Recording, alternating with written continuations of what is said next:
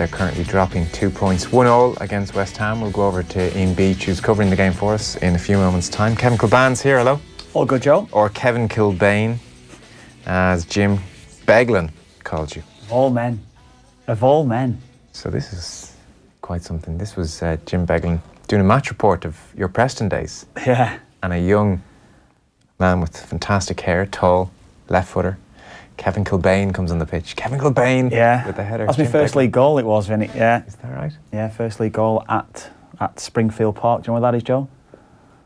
No. At Wigan Athletic. Springfield Park. Springfield Park. Yeah.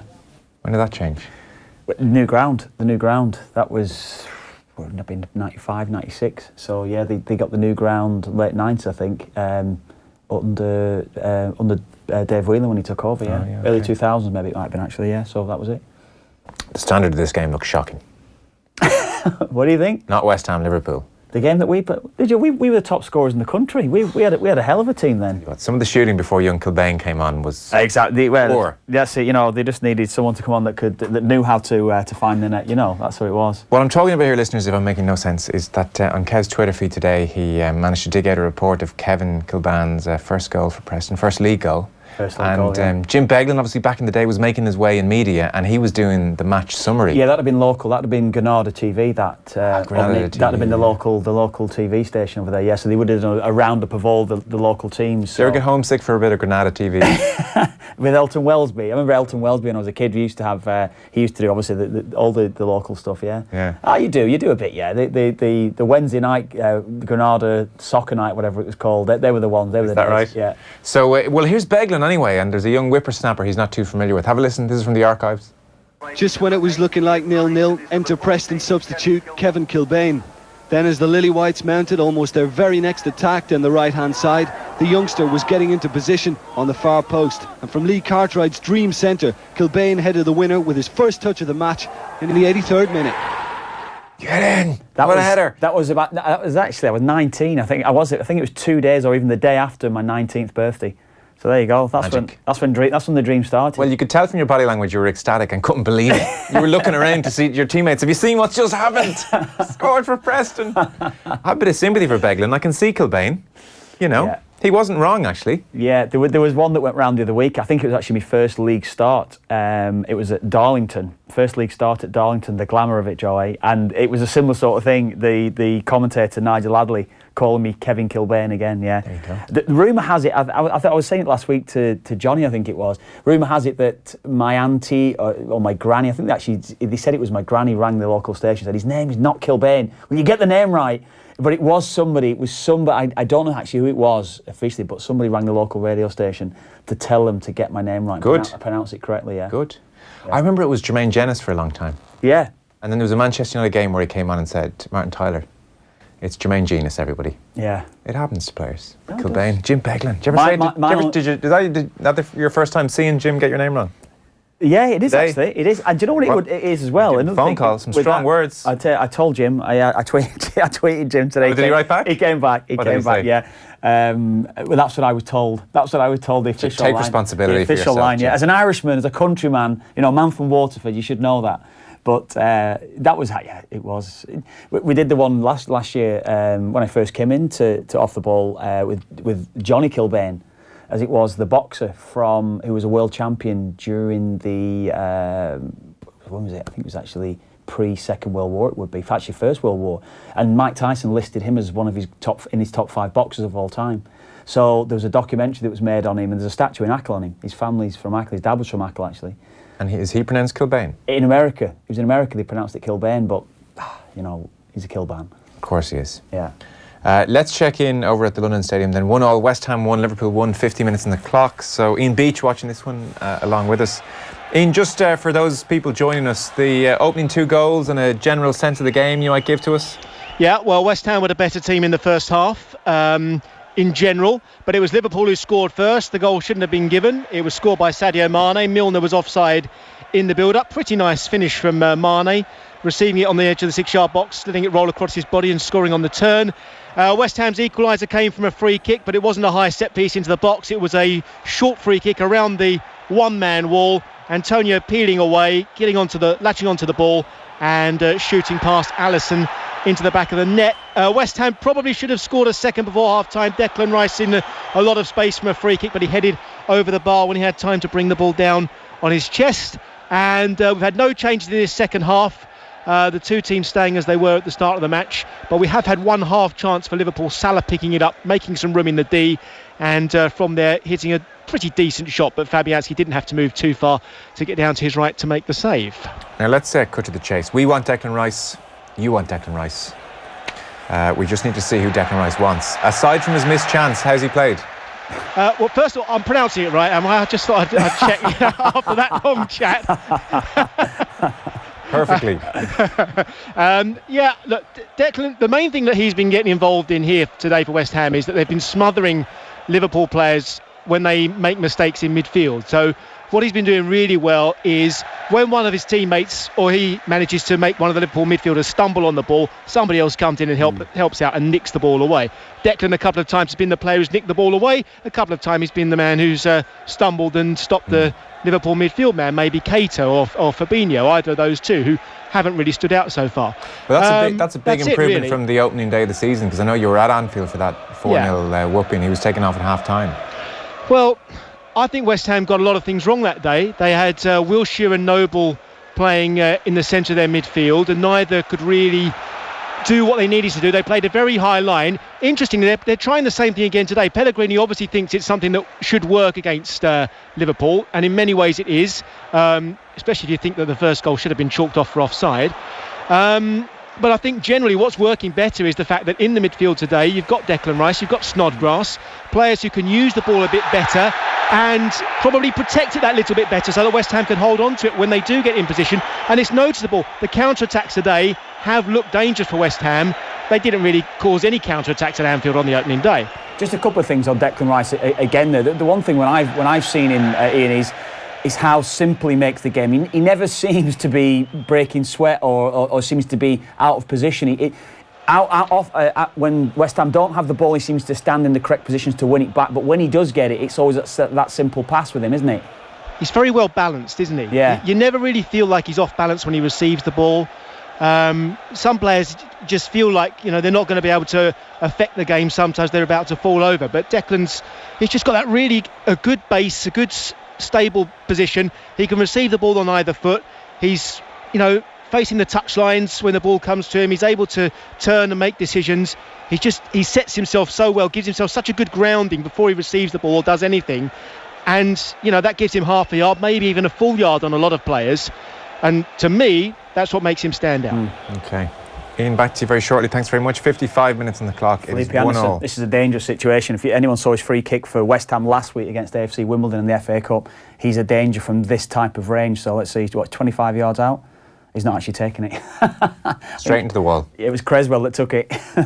Liverpool with 69% possession, 4 shots on target to West Ham's 2 is where we are. So Pat Nem's going to join us as usual on a Monday evening. We'll reflect on some of the bigger stories of the weekend. Man City's win over Arsenal, and I'm sure he was pleased to see what Higuain was doing for Chelsea. But Marco Silva, Kev, you're obviously very familiar with Everton. So Everton have won 3 of their past 12 league fixtures. They've lost 7. Also knocked out of the FA Cup by Millwall. Yeah. A few Everton fans were actually texting in a few weeks ago and saying that defensively from set pieces Everton were in big trouble. Now everybody's talking about it. It's become a massive issue for them.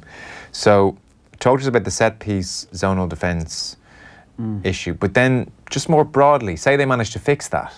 Where are Everton? How bad are they at the moment? Yeah, do you know, you and I, when we spoke over the last couple of years about Marco Silva, while he was manager of Hull or whether he was manager of Watford, we spoke about this before, this set-piece issue that he has. He wants to do the zonal marking system. He conceded 17 of 44 goals at Watford from set-pieces, 14 of 36 at Hull.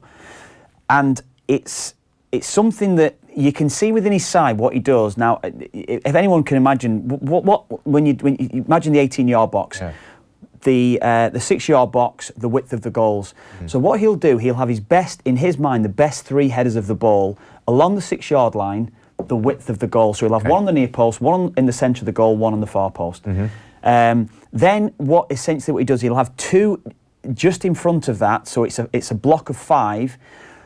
Usually your next 2 best headers of the ball, and then you've got 2 blockers. Now, essentially, what it looks like what they would have. They might have an Andre Gomez, or they might have an Idrissa Gueye blocking. It looks like they're marking. Essentially, their job is not to mark. So it looks like sometimes you look at it and go, what was Idrissa Gueye doing marking him? That's not his job. His job is to block. Who would it have been at the weekend? I'm trying to think. So whoever it would be. If I'm watching Idrissa Gueye in future and I feel like he's let his man go, he's tried to block him, but just blocking. He's not meant to go with him. His job is simply get a block on him, simply not to go and challenge for the ball or mark him. He's not marking him. And it's a block. When you're saying, so I get what you're saying about the 3 best headers of the ball stand across the 6-yard box, and then the next 2 best headers are in front of them. Are the 2 blockers in front of them like it's almost like a 3-2-2 formation? Yeah, it's something like or it could be done differently. You could go 2 blocks of 3, where you have 2 other blockers as well. So you'll have 6 players, 8 players involved in it. It doesn't sound any more ludicrous than any other zonal marking setup. So why is it not working? No, it's pretty much the standard zonal marking setup. But the problem being is for Everton, it seems to me that they're not actually working on it. Keith Andrews, when we were on with Keith a few weeks ago, on his show before he shafted us. Yeah, well, I didn't want to say that, Joe. I'll leave that for you. Abandoned us. That's what I would say. Yeah. There's 3 ways to do it. Actually, the places you're most vulnerable are near post and far post from zonal marking. Also, the big one, even Keith came straight out with it the other week. As soon as you take a short corner, as soon as you shift the ball, where is my man? Where's my responsibility? What Everton seem to do when the ball's shifted, they just seem to run out, try and squeeze the line, it's almost if you're just trying to squeeze. So anyone goes in behind you, you're almost hoping that he's offside. No one's taking responsibility to actually pick up a man and mark a man. Would you like when a corner goes short that they start taking responsibility? Without a doubt, you have to take that responsibility. But that's a bit hard if there's no one near you. No, but you've at least got to have an eye on. Yeah. Look, two of the best headers of the ball are in your vicinity. 2 of the best defenders of the ball are essentially going to be between the width of the goal. That's where the goal's going to be scored. That's where the ball's going to be played into after it gets shifted and gets moved. So they have to take that responsibility to go up against your man. That's the way that I would see it. I think it's the best way. What Everton seem to be doing, it's just squeezing unison together, which it could work, but they concede far too many goals from that, from the ball being shifted or generally balls being played in. You looked at Millwall last week in the FA Cup. They weren't actually great balls being played into the area, but Everton's looked a shambles. They couldn't deal with the first ball, let alone the second ball or the little knockdown that was that had come about in the melee. Do you like zonal generally? No, I don't. I don't like. Did you ever play it? I did. I've marked zonally, and I've marked predominantly. It would be a semi-zonal system where it would be you might have 2 players. I probably at times in majority of my career quite tall, decent in the air. But they would have said to me, "You be a zonal marker. You mark stand on the 6-yard box at the near post. Yeah. Anything that goes over your head, 1 yard or 2, you deal with it. Anything in front of you, go and deal with it." That strikes me as a good system. Mark their better players especially, and then maybe 1 or 2 decent players, tall players, a bit like yourself, in 1 or 2 key locations where the ball is most likely to go. It's a balance. I think it's a better balance. I do. If you looked at Rafa Benitez, how he used to do it at Liverpool, it was brilliant. But I think they had. Why was that brilliant? But I think they had a really well-organised team, well-organised minds themselves that were able to organise themselves. Sammy Hippier, Jamie Carragher. Playing against Jamie Carragher, he just never shut up on a pitch. So you see him on Sky, it's exactly how he was on the pitch. Very, very vocal, very, very demanding of teammates. Those 2 seem to dominate the 6-yard box. Those 2 seem to dominate the area that the ball was going into. So they had a great setup that seemed to me, what Benitez had done, it was really well worked on. Okay. I honestly don't see Everton as a side that have worked on this system and continuously gone at it for an hour a week or whatever it would be, even 45 minutes a week. So look, it would strike me that if you're going to play zonal, then you really have to work on it. Whereas there is a certain simplicity. Yes, saying to a team, there's definitely accountability. Do you know what? Mark your men. You mark him, and him. The rest of you pick up someone vaguely your size and bloody attack the ball. Yeah. There's no drills needed for that. Well, if me and you are going up against each other, I'm marking you, you score, the accountability is on my shoulders. Yeah. The referee, the manager comes in at half-time or full-time, Kev, your man got away from you, what were you doing? Yeah. So there is that. there's also the fact is that I could get a block. This is why the zonal system has started to come into play. What we've seen tonight with the free kick from Liverpool. As in, okay, you're marking me and someone blocks you. Someone blocks me, you get a free header. Yeah. But I'd still prefer it and have that semi-system where you have a two or three that would have that have the licence to zonal mark. Perhaps two. Certainly go up against the 2 or 3 best headers of the ball from the opposition. Stop them again with your best markers. It might not necessarily be your tallest guys, but certainly your best markers who are decent in the air that can stop the opposition. From a defensive point of view, what you want to do is just cancel out your best with their best. It's ideal. So let's say by some miracle they sort that out. Yeah. I'm still not seeing anything from them to suggest that they've got a formula, they've got a plan. I don't see it. If you saw the goal at the weekend, Andre Gomes scored a fantastic goal. They get themselves back into it. But they were dominated. Wolves were superior. They were better all over the pitch. And that's been the case for a number of games, particularly at Goodison. The record at Goodison has been awful. They've only won 3 of the last 12 fixtures in general. They've lost 7 of those. At home, though, it's the home form that's killing them, Joe. They've spent a lot of money. Unbelievable amount of money. They brought, as I mentioned, Gomes before, brought him on loan. He's a 40-50 million pound player. They want to get this deal done. Spent a lot of money over the last 2 or 3 seasons on Pickford, who I don't rate him as highly as perhaps 1 or 2 others rate him. Right. Michael Keane struggled.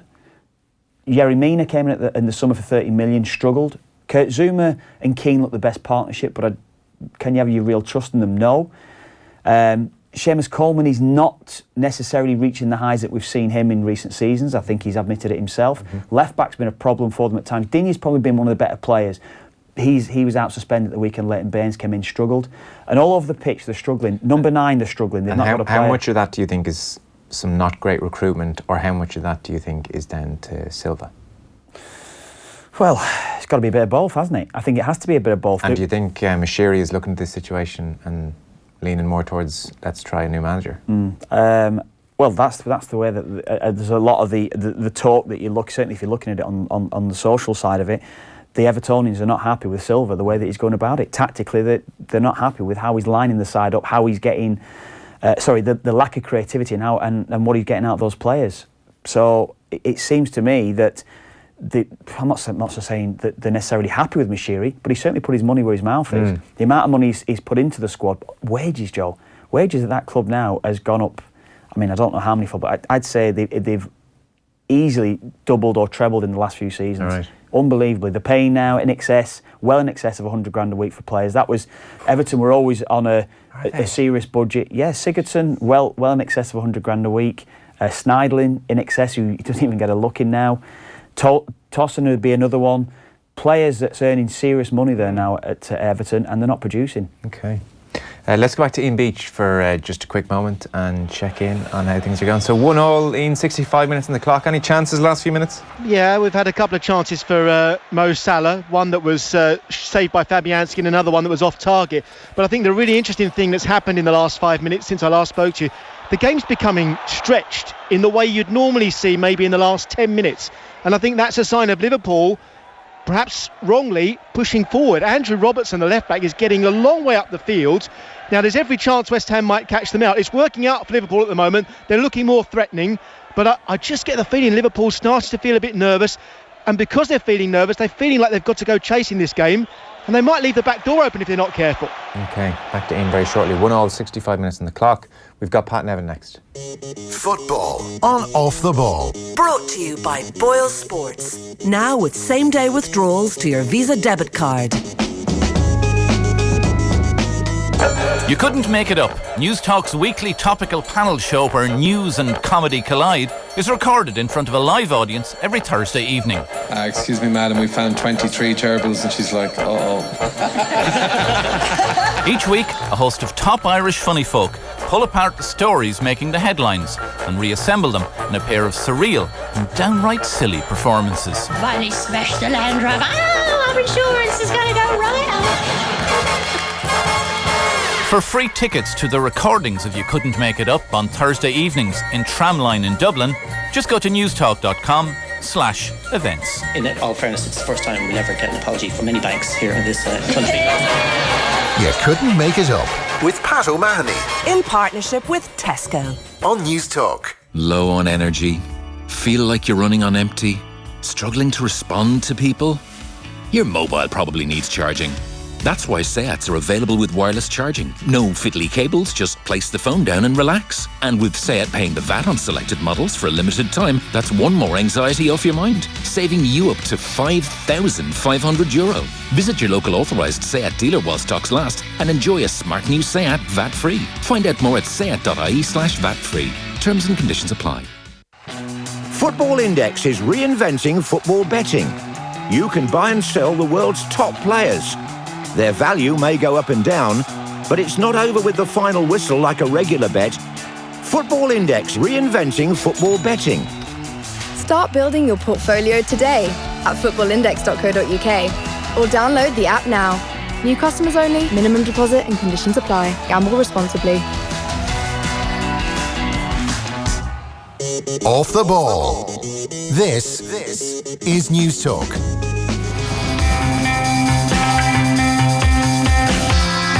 Pat Nevin later than advertised. Hi, Pat. How you doing, champs? Hi, Joe. We have Kilbane with us as well. Hello, Patrick. I can see you there, Kevin, as well. We're all in. We're all in. Have you been watching the game? Yes, I'm very technical here. I'm watching the game there. I'm watching you there. I've got other results in front of me. Oh, excellent.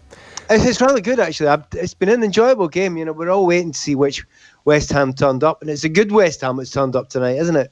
Yeah, it is. What's been the key areas for you tonight, Pat? Where do you think it's gone right or even wrong for Liverpool? Well, I've got obviously wrong. That high line from free kicks. What are they doing? Yeah. I mean, seriously. Obviously, they lost a goal in that area. And then Declan Rice should have scored just before half-time with the header. And again, that line for that free kick, if you're a defender, you're not scared stiff if you're 10 yards outside the 18-yard line from a fairly close-in wide free kick. It's either brave or foolhardy, and it looked awfully foolhardy when the A gave away the chance, but B gave away the goal as well. So that kind of jumped out that it seemed a bit odd. In the second half, there's not been many opportunities for West Ham to put free kicks in from those sort of areas. So it's not obvious that Jurgen Klopp's going to stick by that. But I have to say that looked like a serious weakness. And certainly West Ham had done their work. They knew that Liverpool were going to do that and had a couple of tricks up their sleeve. And, had it not been for Declan Rice, you're talking inches. They could have been 2-1 up just now, West Ham. And it's those more technical areas that are the issue as opposed to any kind of discernible tension creeping into Liverpool's play, is it, Pat? Well, again, part of it's, where you go. I mean, we've watched Man City, we've watched Chelsea, we've watched Spurs go in certain games. And if you come up against a team that are up for it in this division and you're not got all your players playing at 100%, you're in trouble. You're up, and that's exactly what's happening tonight. The correct West Ham came up. I don't know, I'm sure you've got it to watch there as well, but Declan Rice, we were mentioning there, I mean, really? Is he only 20? I mean, he's going to be spectacular, isn't he? Is he? Spectacular? I think he's going to be a phenomenal player. Really? A really phenomenal phenomenal midfielder or defender, or maybe a bit of whatever he fancies on a day? Whatever you want. I mean, do you think he'll be playing for West Ham United in 2 years? Do you think he'll be playing for Ireland in 2 years, Pat? That's what we want to know, actually. Stop being... You just have to look at it and be honest about it. The guy can play. Do you know what, Pat, as well? I think we've all seen enough of him now, I suppose, as well. But the most noticeable thing about his game is his coolness under pressure. I don't think he's got a massively huge or great passing range. I don't think he's the sort of player that's going to be hitting 60, 70-yard passes. But his ability to take the ball under pressure is unbelievable. That's not a 20-year-old boy that does that. No way. It's incredible. Yeah. So the other thing is the maturity of reading the play, and he's been doing it a lot tonight. And he kind of just turns up in the right places. And any time a fullback disappears out into not the wrong area, but goes attacking forward, and the fullback doesn't get back, it's him. He's there every single time. He understands where danger is. He sniffs it, and it's just watching him very rarely caught out of position in those sort of situations. I'm really impressed with. Generally, more and more impressed as it's going on, but as his career's gone on. But at the moment, you're looking at that player and think, you've watched so many players at the top clubs being like that. but getting there when they're 25, 26, and he's there now. Well, okay. It's going to break our little hearts when the inevitable happens. I have no comment about. Well, I like everyone else, I hope he plays for Ireland, but you can absolutely stick on that England are chasing them all over the place. I would think so. So the plot thickening by the day in this title race at the moment. Man City play Everton tomorrow, and then we have Man City Chelsea on Sunday, which should be interesting. So I must confess, with the 4-0 Bournemouth result, I was thinking, here we go. This is happening once again, and even quicker than expected. And then they turn things around at the weekend. Higuain and Eden Hazard combined 21 times against Huddersfield, which is more than Hazard's combined with any other striker at the club this year in a single game. So he has hit the ground running. Yeah, when you go to a new club, first thing you do is see who you can play with, who's got a understanding with you, and it's kind of handy if there's one or two that've got a real understanding. And you can tell Higuain spotted that Hazard's no bad. He's quite a good player, and because they have immediately have quality players, and you know exactly what Higuain's going to do, which is the right thing. His first game was against Sheffield Wednesday, and I watched that, and he almost scored in one of very few chances. A little ding ball between the left full-back and the left centre-back. He just zips in there, and he gets a shot away. I'll get back to it. I take it that one didn't go in there. Chance, yeah, Mark Noble, good chance. Mark Noble. I must be a couple of seconds behind you. You are. Well, have a listen to Ian Beach, who watched this chance. Ian? Should have been a goal, no doubt about it. Mark Noble shooting over the bar. Great attacking down the left-hand side from West Ham. They got into the penalty area. Joel Matip pulled out of position in the Liverpool defence. It was pulled back into the box. Felipe Anderson had the ball up, bouncing around at waist height. Looked like he was going to shoot. And then Noble stepped in just inside the penalty area. And Anderson let him go for it. And I think Anderson actually might have been a better chance coming in from the left-hand side on his right foot. It was Noble left-footed, and he's hooked it over the bar. That was a really, really good chance for West Ham. Yeah, he got in his way. He actually got in his way. Felipe Anderson, if he's take the strike on, they both arriving at the same time, so it's almost going to clash into each other. Someone had to make a decision, and it was in between his feet for Mark Noble. It was difficult for him to get the shot on target. But yeah, Felipe Anderson, as he was travelling, I think it might be best for him to swivel on it on his right foot and get the strike away. So, Pat, we were saying Higuain spotted Hazard fairly quickly? Yeah, I mean, right away, understanding that it's almost you don't actually have to play the passes in. There are certain players where you just catch their eye all the time.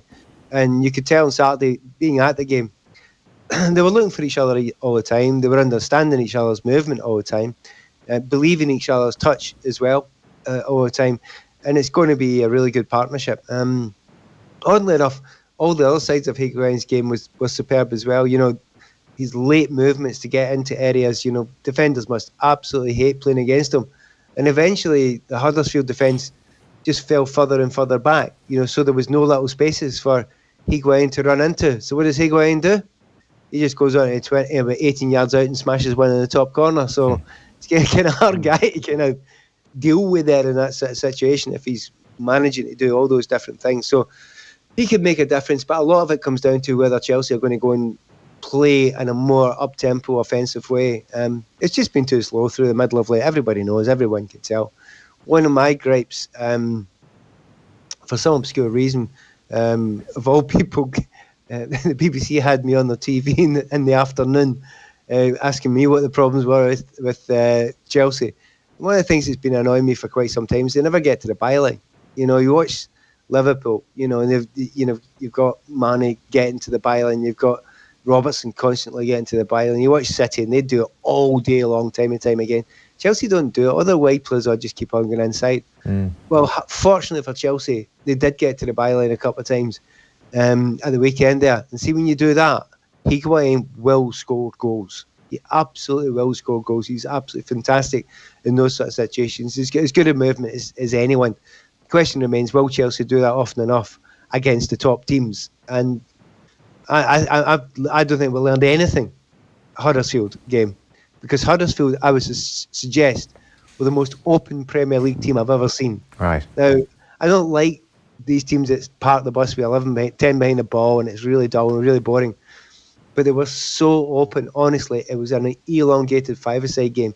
You don't do that against good players. You don't give them that sort of space. It was 1-0, and I said it in the commentary. if you play like this and you're Huddersfield against Man City, they will take 10 off you. And I am not exaggerating. And obviously, by saying that, I got a bit of grief on social media. Anyways, Chelsea not playing particularly well, scored 5. And it made perfect sense. You can't do that. So, don't know how much you've learned. I would say one little thing was learned. One thing was learned for Chelsea. They're so reliant on Jorginho. And if you asked one of the main debates, if you stop Jorginho, right, you stop Chelsea. So they're looking for somebody else that can play that position. They've tried Ampadu. They could try David Luiz there. Actually, they put Kovacic in there for 25 minutes the other day. He looks brilliant there. He actually could be the answer there if Jorginho's not doing it. So maybe for 5 goals, 3 points, top 4, all that sort of stuff, that might all be secondary. They might have found the next guy who can actually play instead of Jorginho if he gets injured or if his form dips any further. Pat, just back to the Higuain bit there. We spoke about Morata last year. I think it was after the Stoke game where we spoke about him and his movement. And Tony Cascarino in his piece in the London Times today, he spoke about Alvaro Morata getting caught offside too much. Higuain doesn't do that. Morata taking too many touches. Higuain doesn't do that either. But we spoke about Morata when he played against sides, played a high line, and his movement was so much better playing off the shoulders. But invariably, Chelsea play against that type of system where sides just sit so deep, hang on the 18-yard box. How's your movement going to get you in that sort of range? Is that the difference then where Higuain comes into it more so than Morata then? I don't know, because you can't judge it by Huddersfield, because Huddersfield left too many gaps early on and he was running in there. And then they allowed him to drop off and score from 18 yards. They've not learned nothing. Higuain could be absolutely brilliant. His movement could be absolutely phenomenal. Morata's movement was good as well, as you say. But if you don't get the balls in there, you don't move it quickly enough. One of those phrases I've said in the past, like, I don't know if I said it last week when we were chatting. Over 19 years in professional football, I can never remember a striker not saying the phrase, get it in the box early. They all said it. But with Chelsea, it doesn't happen, or hasn't happened. Now, Higuain, good luck, mate. You can be the best in the world, but see if you don't start moving it quite quickly into the final third and getting it in there, he'll struggle to. 100% he'll struggle to. I've watched it before with Chelsea over the years for different reasons. Fernando Torres comes to Chelsea, and just before he comes to Chelsea, he faded a little bit at Liverpool, but wow, how good was he at Liverpool? Because he was getting on some brilliant passes from Alonso or Gerrard or whatever, running in behind. Then he comes to Chelsea, who don't play that way. And suddenly everyone thinks he's a dud. He's probably kind of the same-ish sort of player, but playing in a team that doesn't play that system hasn't got that sort of different types of passing. And there have been plenty of them at Chelsea. And don't be surprised if Morata goes over and finds himself in Spain battering a whole bunch of goals again, because he's playing with players that play a style that suits him. So, poor Morata, A, it was a team that didn't seem to suit him, but B, see, when it doesn't suit you, at least put yourself about a bit. And that was his problem. Just easily knocked off the ball. That's one massive difference between him and Higuain. Higuain will make himself an absolute nuisance and a menace. He's physically strong as well. And if he's not getting anything, it's okay, he's going to tie up 2 people anyway. And the other thing is, his touch is slightly better with the 1-2s with Hazard. It does look good though for Higuain. 37 goals in 37 league appearances for Saudi. Not bad, is it? No, it's not bad. It's still 1-1 between West Ham and Liverpool, 10 minutes to go. So this would be 2 points very much dropped, and this title race is starting to twist and turn. It's sort of a strange game, Pap, against Arsenal for Manchester City. Aguero with his 14th hat-trick in his Man City career. He now, in Premier League terms, has 10 hat-tricks, as do Cristiano Ronaldo, Eric Cantona, Dennis Bergkamp, Daniel Sturridge, Jurgen Klinsmann, Vialli, Louis Saha, Dirk Kuyt, Robert Pires and Samuel Eto'o combined, which is an extraordinary stat. Only Alan Shearer has 11 hat-tricks, so he's one behind Shearer, Aguero. It's quite extraordinary career that he's had. It was interesting, Shearer, who would, I guess, like what Aguero's about, cited him as the best foreign player to have ever played in the Premier League a few months ago and was kind of roundly laughed at. So 3 goals yesterday. The total distance he moved the ball for the 3 goals, about 10 yards altogether. So sounds easy to me. Sounds it's getting in the right place. There is another argument. And And I'm going to take Alan Shearer's side in this one. Alan Shearer didn't always play with the best team in the world. He didn't always play with a team that's getting millions and millions of chances. Aguero's playing with a team that's going to create huge amounts of chances. And, his tap-ins there are easy tap-ins, but you need to get there. And he will, of course, get there and be in the right sort of position. But reality comes, I think most people that are decent strikers could score a decent amount of goals for Manchester City in that sort of situation. So, he's a very, very good striker. In fact, a brilliant striker. Whether the stats actually help him a wee bit purely because he's playing for a long time with the same team, but with a group of people who are, astonishingly good at creating chances. Just get to that back post and trap the back post and wait there. You're going to get an amount of goals. Pat, have you seen City over the last couple of weeks, Pat? Because the one thing that's been noticeable, I was at Newcastle last week, I saw them at Huddersfield, the previous Premier League game.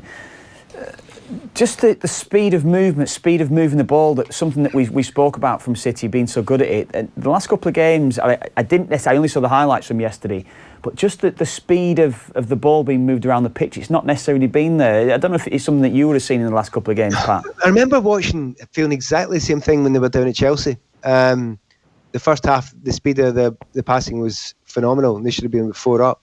And then they just tired. They just looked as if they'd weakened a little bit. And there have been a few games like that, and I agree. I watched the Newcastle game as well, and I thought second half they just kind of got a bit in themselves a wee bit, and they were losing the battle. They weren't moving anywhere near as close. Against Arsenal, they did. They were back to themselves again, and I have just a suspicion that it's probably 2 guys more than anyone else. It's De Bruyne is back 100%, and Silva's back 100%.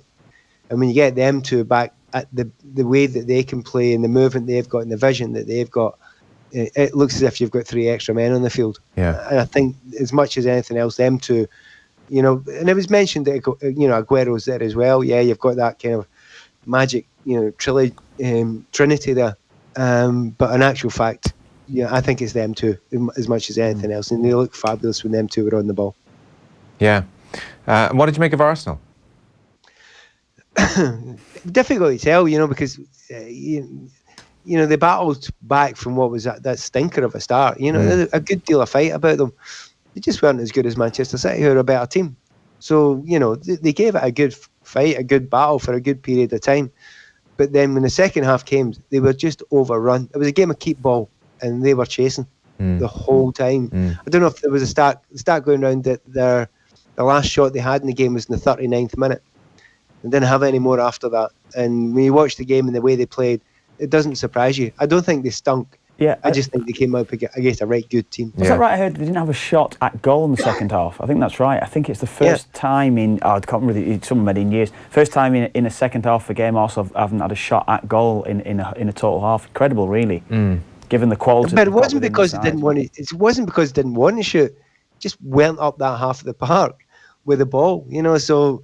It's one of those ones where now and again you can play against a team and you just think, actually, I don't know if we were any good. We never got a kick.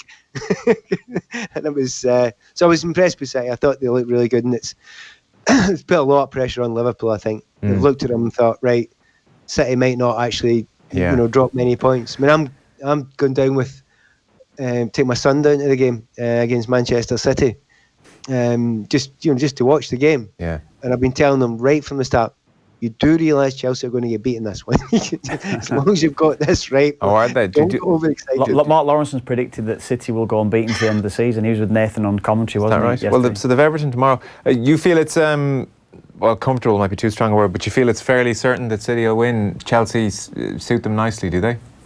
I think they're the dream team for City to play against. Right. Chelsea in many ways, because you're going to play Manchester City at their own game. Man City are better at it. So, it's not absolutely beyond the bounds of possibility. But I would be surprised. What I would almost suspect is a high scoring game with probably both sides scoring, because that's just the way Sarri is. He will open it out against Manchester City, and it will be an interesting game that way, but it will be mayhem. And I'm looking forward to that. I'm sort of open enough to enjoy the skills of any player that's out there, and there should be a lot of good players playing out there as well, who will be given a bit of space because it'll be quite an open game. So, no, I mean, but having said that, Mark Lawrence, and I think the call City won't get beat till now in the end of the season, I don't know how big a call that is. A bigger call would be they'll win every game between now and the end of the season. Yeah. I'm not sure that's going to happen, but I will not be even slightly surprised if that does happen. I really won't be. As long as they can keep everybody fit that they've got just now, in particular the two we were talking about earlier. Have you noticed, by the way, any pattern or reason or rationale as to why Aguero or Jesus plays against given opposition? Or is it just, it could be any multitude of reasons, including how they're going in training and stuff we can't see? Or is there anything in terms of the opposition they're playing that we can see some kind of pattern? Well, I suspect that Pep Guardiola goes into a darkened room and gets out a coin. Yeah. Just flicks a coin. Right. Some of the times, because watching Leroy Sané recently, you think, whoa, he's unbelievable. And then he doesn't play the weekend. You think, what?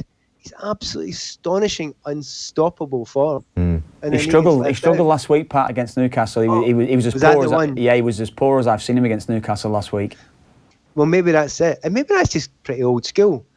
You keep on playing, you've got your place until you have one bad game or one quiet game, and then you're out. And I suppose if you've got, Riyad Mahrez sitting there, you've got, all the Sterling sitting there, you've got all these people all sitting there waiting to go and get a game in front of you, the two Silvers, then you can't afford to have a bad game. It's true. It seems quite fair, that, doesn't it? It does. I watch poor little Aguero with his small little squat legs having to chase down the goalkeeper, and I just think, don't make him do that. Come on, that's not fair. He's not built for that kind of running. Do you know, that was brilliant. I'm really happy you mentioned that. That happened about 15 minutes before the end, didn't it? Yeah, and then the keeper put one out over the end line, and Aguero gave a little fist pump as if to say, "Ha! I told you I can do that." I told you, Pep. Yeah. It was rubbish. It was so slow. He's the least intimidating chaser down for any goalkeeper. I know. There was one game earlier, I wish I could remember the game. It was an evening game, and it was at Man City. But they had to chase. It was against Liverpool, I think. It may have been against Liverpool. And he was chasing near the end of the game. And he chased once and then just stopped. And he just stood there for about a minute and a half as if to say, I've nothing left. I can't do this. I'm not, as you say, built for this. So a certain amount of willing, yeah, fair enough. But you're right. I don't know if that was a very good use of his energy on that occasion. Yeah, no, I was screaming at him to stop. But anyway. So, look, still 1-1. Looks like 2 points dropped for Liverpool unless something dramatic happens. We'll let you go. What are you talking about? Have you seen the last-minute winners that these teams have been scoring recently? Okay. They've been unbelievable. They've been phenomenal at that sort of thing. And so United haven't been sluggish in that either. So I'm not writing them off yet. Okay, well, we will let you go and enjoy the last couple of minutes of Out of Time, and we'll talk to you next week. Should be an interesting... I mean, this is the next 5-6 days. Very interesting. So we'll talk to you then. All right, take care, guys. Cheers, Pat and Nevin there. Still 1-0. Let's go back to Ian Beach. How's it shaping up? Any team going for it in particular, Ian? No, I'm writing off a winning goal. I have to say I'm going against Pat. This game's gone cold. West Ham, about 10 minutes into this second half, felt like they were playing for a draw, and they have really taken the temperature out of the game, the sting out of the game. They are completely controlling this, and Liverpool just cannot commit enough players forwards. Firmino came off, Origi is on, Shaqiri came on for Lallana. West Ham have brought on Andy Carroll. He's been ineffectual. As soon as Van Dijk goes up against Carroll, Van Dijk is dominating that situation. Really, we've gone about 15 minutes without a shot on goal for either team, and I am penciling in just 1 point for Liverpool from this match. We are going into injury time now. Okay, back to you in just a few moments' time. Pat mentioned Manchester United there. 9 wins from 10 now, Kev, all competitions. Yeah. Since he's taken over, Solskjaer has accrued more points than any other Premier League team. So just in the last 8 games, Manchester United 22 points, Spurs 18, Man City 15, Liverpool 13. Coming up, it gets busy. Fulham away, grand. Then PSG home, then Chelsea away in the FA Cup, then Liverpool home, then Crystal Palace away, then Southampton home, then PSG away, then Arsenal away, then Man City home. Yeah, Oof. Not a bad run, is it? But the one thing... What? Yeah, but you know what? The one thing that Solskjaer... That is the stuff of nightmares. Well, it is. Solskjaer has been... I think he's been very good in how he's addressed the upcoming games. That's not what Paul Ince thinks. Paul Ince thinks. Oh, does he? Paul Ince thinks anyone could have got in there. I could have gone in there. Brucey, Hughesy. So he's doubled down on this. He was on with Robbie Savage. I saw the clip on Twitter. So did I. It was Savage and Chris Sutton and Ince. It's just inane. It actually makes me not like football. Just the way they talk about the game. It's just, could anyone have done what Solskjaer did? Discuss. Ugh. Honestly. Very harsh man. 5-year-olds coming up with the talking points. You're a very harsh man. I'd love Paul Ince. I'd love to be in that editing room before they go on and do the show, and you being the presenter. No, I couldn't. Yes. No. So Paul Ince was there. Reckons he could have. Anyone could have gone in there, really, done it. All you had to do, it's a nice run of games. You don't have to give out to anyone. Just let them have fun. Now, so he's doubled down. He's written a piece on it for the BBC, and he said, my argument was that it was easy for whoever came in after that to right the ship and lift the players in the dressing room and the whole club back on track. When I said anyone could have come in and done the same, I did not mean to be disrespectful to Ole. What I meant was... Oh, sorry, Joe. What I meant was any manager, for example, myself, Mark Hughes, Steve Bruce, could have recognised the issues at Old Trafford, come in and change the environment in a positive way. There is far more to it than just bringing some of the fun back. But you would start by trying to allow the players to play with freedom and in their correct positions too. Ole's done all of that, obviously made a big difference. And on he goes. Gary Neville was saying, Kev, it's too early to appoint Solskjaer. When he first got the job, I'd have said there's a 25% chance he would get the job. Now, he's at maybe 50, even 60% chance of getting the job. He's lifted the club on and off the pitch. It's been an incredible turnaround. I never realised how bad the players' mood could have been, but to see the response since. There were certain players who, under Mourinho, played the best I've seen them, the likes of Lindelof and Lingard, but you've seen what's happened since. So he's been very impressed. He reckons we're up to a 60% chance Solskjaer. Well, we had Andy Mitten on last week, and I tended to agree with what he said. There's no need for United to appoint him, is there? What's the point? Everything's going along nicely. They've got themselves in a position. Oh, just seen Divock Origi looks like he's missed an absolute sitter. He really should have scored. Ball over the top. He took a touch with his right foot. You'll see here. He takes it a bit early. He feels he has to with his left and gets not enough on it. Offside again, though. Doesn't matter. It wasn't given. Touch. No, he's not giving. Oh, he had to take it early. He was under pressure. Yeah, he did. He was under pressure. It was a bad decision again, though. It's full time. Yeah. Full time 1-0. We're going to take a break and we'll talk to Ian Beach on the far side. You want to finish off your point quickly on Solskjaer? No, I just think I can't remember what I was saying now. What was I saying? Let's go to Hads. Let's go to break. Great. Good stuff, Kev. Off the ball on News Talk. At AppliancesDelivered.ie, we sell all kinds of washing machines, but there's one model for $179.95 that comes with something very special, a 2-year warranty. And why is that special? Well, for $179.95, most retailers will only give you a 1-year warranty. But AppliancesDelivered.ie is not most retailers, so we double the warranty and give you 2 years.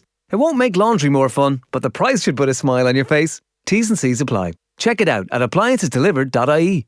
And blessed are the great, for they shall receive their just rewards. Have you been saintly with credit in the past? If your credit record is rated great, Avantcard can offer you Ireland's lowest rate on loans over €20,000. So whether you've been dreaming of an upgraded kitchen, better bathroom or snazzier car, see if we can answer your prayers. For more info, go to avantcard.ie. Limited time offer. Lending criteria, terms and conditions apply. New applications only. Information correct as of February 1st, 2019. See bonkers.ie. Avantcard DAC trading as Avantcard is regulated by the Central Bank of Ireland. Off the ball. This is News Talk. We're back. Let's go over to Ian Beach. So full time, Ian. Yeah, 2 points dropped for Liverpool. Remember, Manchester City came here and won 4-0 earlier in the season. So if you look at it like that, that's definitely points dropped as far as Liverpool are concerned. But I'd actually argue it's a point gain because the goal Liverpool scored shouldn't have stood. It should have been disallowed for offside against James Milner. And West Ham had that chance with Declan Rice in the first half to perhaps score a second goal. And then right at the end, despite all of that, I mean, the fact that Liverpool were not the better team in this game, that's for sure. Right at the end, Divock Origi with that chance literally on the full-time whistle. I have to say, if that was Salah, Mane or Firmino, that would have been a goal. I don't really like to say that about any particular player, but somebody with a bit more rhythm, a bit more just being used to being in that position. And I think we would have seen Liverpool coming away with the 3 points despite not being the better team here. Yeah. like, it had banana skin written all over it. It was always going to be a big atmosphere at West Ham. The crowd were going to be up for it. The players are on TV. They're going to be up for it. The manager knows what he's doing. You know, Pellegrini can be dismissed in certain quarters, but he can put a team out there. And Liverpool are playing under a certain kind of pressure that they haven't had to deal with for the first half of the season, where they were very much chasing Man City and keeping pace with Man City. You throw all that together, and this was always a distinct possibility. So squeaky bum time now is what we're firmly entering, Kev. Yes, it is. City can go top of the Premier League if they beat Everton on Wednesday evening. That's another thing you throw in psychologically. How will that affect? Yeah, they're 5 goals better off than Liverpool as things stand. Yeah, exactly. So it is. You touched on the atmosphere there. It was going to be up. Many sides were going there to the London Stadium, and you weren't getting that real buzz. I've seen West Ham beat United now this season. I saw them beat Arsenal. Atmosphere, electric. Yeah. I mean, Ian will probably tell us what it was like there tonight, but I think they're starting to feel like it's home now, West Ham, and I think we might see a different West Ham now going forward. And I'm not too sure who West Ham have got before the end of the season now, if they've got any of the big sides, but they could have a say. Yeah, no, sure. I mean, I would still have my doubts about just how Man City have got to go there. Actually, I would still have my doubts about just how fantastic. Sorry, Man City.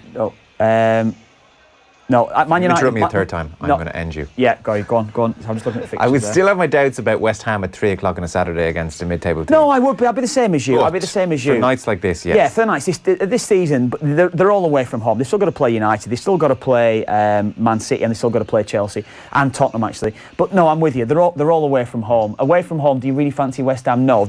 Tonight, it's about Liverpool going there and dominating the game, and they simply haven't done that. Would you have said Liverpool were tense on the ball, Ian? Were they playing like a team with the weight of the world on their shoulders, or is it just one of those things? I think they were sloppy.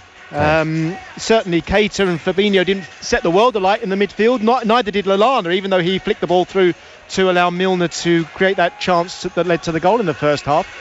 I think as the game wore on, I think they started to feel obliged to go for a winner. In any ordinary season, an away draw, a point away at West Ham is probably good enough for a team that's challenging for the title. But the standards are so high, they feel like they come to a game like this and they have to try and find a winning goal. And that's why it feels like a disappointment at the moment. But I wouldn't say it was a particularly nervy situation, except for the fact that as the game wore on, I think some of the players felt obliged to push that little bit further up the field. And they weren't secure enough in possession today, partly because West Ham were knocking them off balance. Must give them credit. They had players in the centre of midfield there who worked really hard to make sure that happened. But it was just one of those things. And as I say, 10 minutes into the second half, I felt like West Ham just solidified and they were not going to allow Liverpool to score. They didn't look like they were going to make the mistakes that were going to lead to the space that Liverpool could really exploit. Okay. Ian, super stuff this evening. Much appreciated. Thank you. Thanks, Ian. Cheers. Ian Beach there. So 2 points dropped. City, Everton tomorrow. Liverpool have Bournemouth at home on Saturday at 3 o'clock. Chelsea have Man City. Yeah, I saw Bournemouth at Cardiff yesterday. They were dreadful. Away from home, I think they've lost 6 on the bounce now. They're dreadful. Okay, well, it's at Anfield. Liverpool win that, okay. I think, definitely. Twists and turns aplenty yet. Yeah, it is. But it is good. It's what we wanted, isn't it? Let's be honest. Tottenham, are we putting Tottenham out of it? You know, the 5 points behind now. It's if you get Kane and Ali back in now alongside Son in the next few weeks. Oh yeah, I don't know. I'd love to see Tottenham have a good crack at it. I really would love. Let's win 4-5 in the bounce and really put those two at the top up against it till the end of the season. Lads, it's Tottenham. That was 1990, Joe. We're not in the modern day now. It was about 2004. Well, 15 years ago. Well, that's close enough. Is it? Yeah. Different Tottenham now, different mentality. Oh, I know. We'll see. You wouldn't write anyone off, obviously. It's all amazingly exciting. You're in that Man United bubble, Joe. Let's see, from the 90s and early 2000s. Big news tomorrow. Kenny Cunningham in studio. Yeah, I can see the light in your face. It's kind of like you want to just ship me out and get Kenny in as quickly as possible. Tomorrow. Yep, there you go. So what are you up to? Tomorrow night, well, you had a choice of me. I could have been in tomorrow or Thursday. Thursday. Well, I'll bump Kenny to Thursday. Get it sorted. No, you've got Kenny. I'm in Thursday. Kenny in tomorrow, Kevin Thursday, Kenny in Wednesday, I think, as well. So busy show tomorrow. Tom Dunn, by the way, is on the way next, and OTB AM 7:45 tomorrow as usual.